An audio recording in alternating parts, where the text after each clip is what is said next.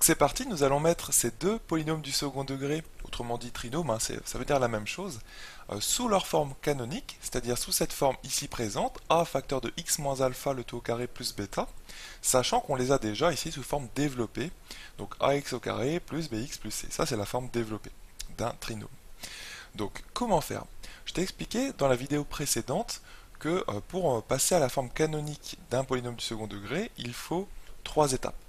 La première étape, eh bien, c'est tout simplement factoriser par a. Donc on va s'intéresser à ce premier trinôme ici présent, hein. Donc le premier exemple, donc x au carré moins 4x plus 3. Bon, la première étape, hein, je te disais, c'était factoriser par a. Mais que vaut le petit a dans cet exemple? Eh bien, le petit a, c'est le coefficient toujours devant le x au carré. Tu te souviens, les coefficients a, b, c ne contiennent pas les x, hein, c'est juste les coefficients devant x au carré, x et à la fin la constante. Donc, le coefficient petit a, eh bien, c'est tout simplement 1, hein, puisqu'il y a un 1 devant le x au carré, un 1 qui est implicite, qui n'est pas écrit ici. Donc le petit a vaut 1. Est-ce qu'à ton avis, ça sert à quelque chose de factoriser une expression comme celle-ci par 1? Bah pas vraiment en fait, parce que ça va pas changer grand-chose. Si tu veux, on peut l'écrire, mais ça va pas changer grand-chose.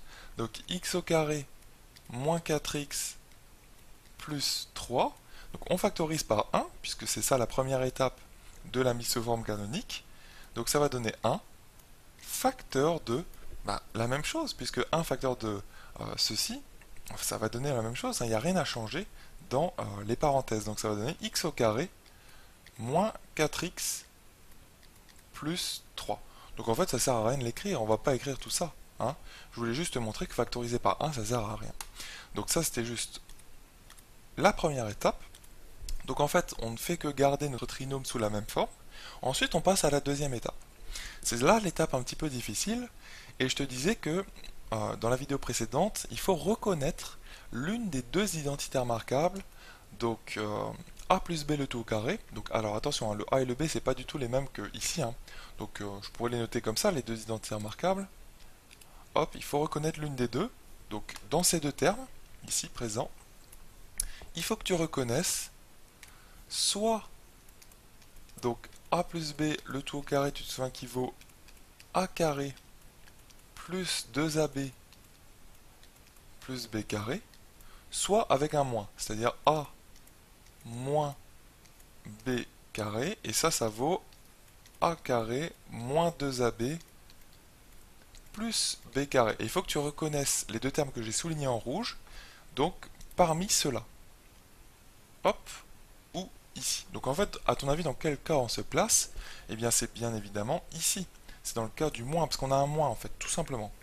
Vu que tu as un moins, tu te places dans ce cas-là, dans le cas de cette identité remarquable-là. Ça va? Donc maintenant, comment reconnaître, comment coller les deux choses? Comment faire en sorte que les deux termes que j'ai soulignés ici en rouge, donc x au carré moins 4x, soient égal à a carré moins 2ab? En fait, il faut que tu choisisses le grand A et le grand B en mauve. D'accord? Eh bien, à ton avis, le grand A, il faut qu'il soit égal à quoi? Il faut qu'il soit égal au petit x bleu. Tout simplement. Donc là, c'est ce qu'on va faire. Ici, on va choisir x au carré, donc on va choisir grand A égale petit x bleu. Et maintenant, comment faire en sorte que le moins 2ab ici soit égal à moins 4x? Donc, vu qu'on a choisi le grand A qui vaut petit x bleu, eh bien je répète le moins 2 grand A grand B, donc ça va donner moins 2x, puisque le grand A c'est petit x, et le B, il faut qu'il soit égal à combien pour que ce soit égal à moins 4x, tout ça. Tu vois, on veut vraiment coller les deux choses, faire en sorte qu'elles soient égales. Eh bien, il faut que le B soit égal à 2 aussi. Tu vois, comme ça, tu vas obtenir moins 2x fois encore 2. Donc tout ça, ça fait bien sûr moins 4x. Et tu retombes là-dessus. Tu vois, c'est égal à ça. Donc en fait, à cette deuxième étape, on a fait en sorte que l'identité remarquable colle à ce qu'on avait sous les yeux, c'est-à-dire les deux termes ici. On a fait en sorte de choisir le grand A et le grand B pour que ce soit égal. Et le grand A, c'est tout simple, c'est petit x, et le B, il faut essayer de réfléchir un petit peu, le petit b, en fait, c'est 2, pour que ce soit égal à moins 4x le total. D'accord? Donc finalement, qu'est-ce qu'on obtient? Eh bien, on obtient, si je réécris toute cette identité remarquable, eh bien, le grand A, tout à l'heure, on avait choisi petit x, et le B, on avait choisi 2. Donc je réécris cette identité remarquable en remplaçant A par x et B par 2. Et bien ça fait x moins 2 le tout au carré, eh bien c'est égal à a carré, donc x carré, moins 2ab, mais ça c'est moins 4x. On voulait justement que ça fasse x carré moins 4x au début, tu te souviens, hein? C'est pour ça qu'on a choisi a et b comme ça. Plus le b carré. Mais le b carré c'est quoi? Eh bien b c'est 2, on avait dit, hein? Donc ça fait plus 2 au carré, donc 4. Donc plus 4. Et je pense que tu seras d'accord avec moi, hein? X moins 2 le tout au carré, si tu le développes, ça fait bien tout ça.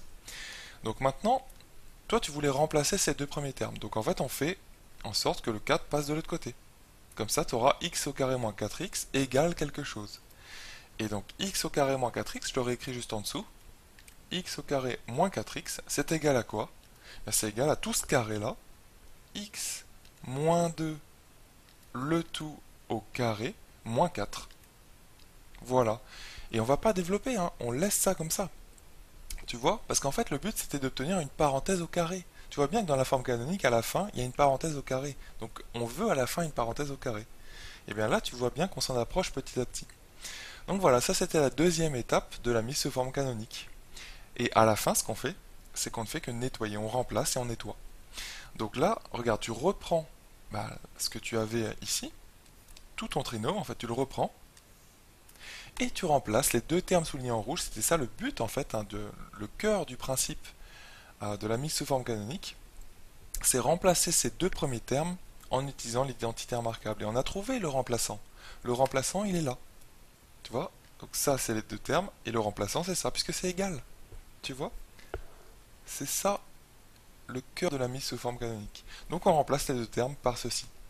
Et donc on va obtenir, donc je réécris notre trinôme, donc x au carré moins 4x plus 3, et bien c'est égal à x moins 2